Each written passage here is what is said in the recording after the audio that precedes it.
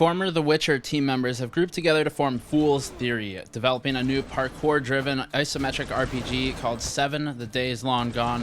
It's a unique effort to introduce new jump and climb mechanics to a proven genre, and one which recently provided us with a full hour-long hands-on session at PAX East. 7 is a jump and climb parkour-style action RPG with an isometric camera. Along with Mages of Mystralia, 7 is in our top games for PAX East 2016, and for very similar reasons. It's got a strong focus on story, innovative new mechanics for its genre, and is being built by seasoned developers. 7 is set in a, quote, beyond post-apocalyptic future.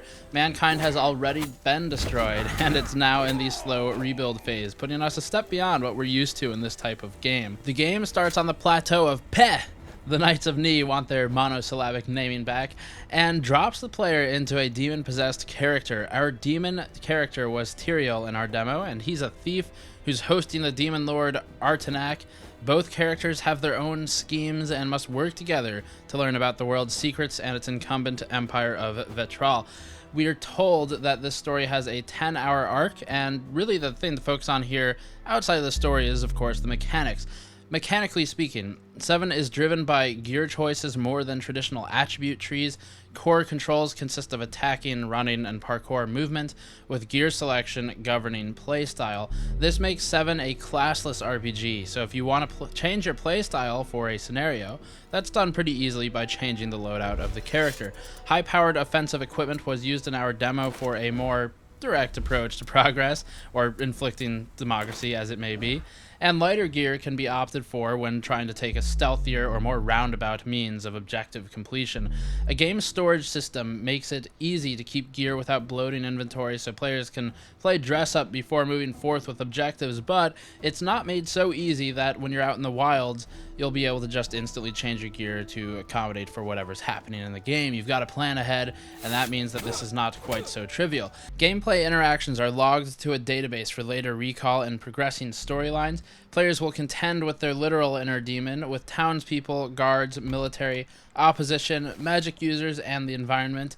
And as an example of how that environment guides play, moving from zone to zone requires a tracking passport, sort of a visa of sorts, and it can also be done by tech hacking or sneaking past security at the borders. So in this regard, zone control or border control is more than just a lazy excuse for an invisible wall. There are ways around the passport acquisition, and that is, again, tech hacking and sneaking. So in the event the players have forged enemies with the authorities that be, there are alternatives, and they're perhaps more fun for certain playstyles, depending on how you want to approach the game. Each of these instances influences how the story unfolds. The world is a non-linear sandbox at its heart, littered with skill-based, free-running obstacles, verticality, and weather events that apply modifiers to core mechanics. Rain even hinders NPC vision and movement, which is really not that common. And it's not just the player who's affected in this regard. If a particular border proves difficult to cross, for instance, sneaking across it, whatever, tactically inclined players can wait until a rainy night to make their move, at which point the guards are far less likely to detect the player.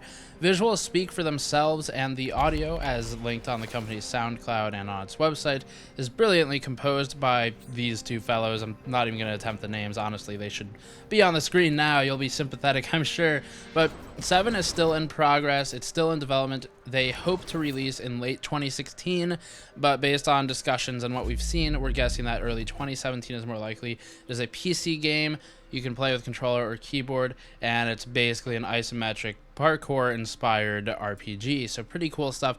Definitely worth watching out for, especially because the team does have some serious experience in the form of The Witcher and other major titles.